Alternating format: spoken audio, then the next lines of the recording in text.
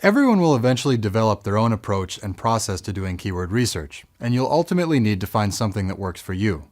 But the most important part of keyword research is to forget about you and your business and put yourself in the shoes of your potential customers.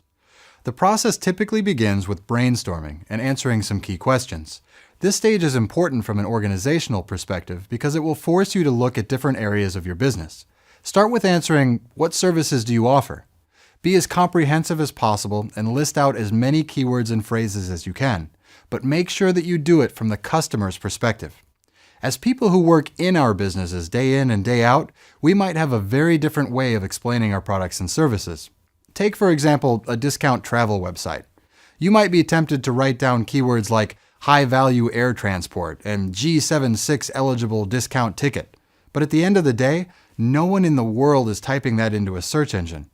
While those things make sense to you, your customers are just looking for things like cheap flights.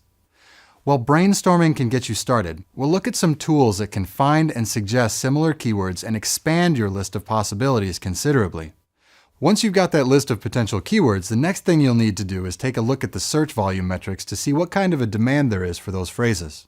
As you do this, you'll notice that a handful of keywords will get typed in thousands and thousands of times a day. But there are a whole lot more that don't get typed in nearly as often. These might be more descriptive keywords or less common variations, but the important thing to note is that these are known as long-tail keywords. Long-tail keywords in SEO are incredibly useful.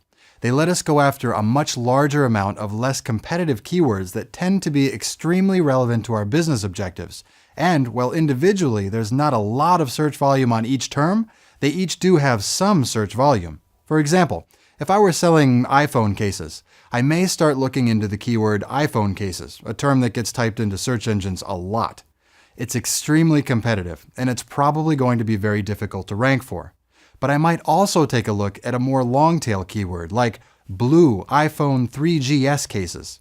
It's going to be extremely relevant, less competitive, and easier to rank for at the expense of raw search volume.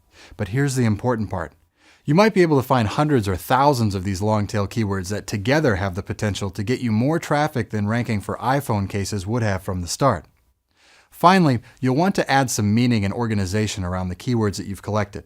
You can do this by identifying themes or topics to group your keywords around, a process known as keyword categorization. Back to the example with the blue iPhone case. We may want to create a group that will be just about blue iPhone cases that includes all the different models of the iPhone. Alternatively, we could categorize these not by phone model, but instead by color. There's no right or wrong way to do this, only a way that works for you and allows you to manage these groups of keywords as you optimize for them.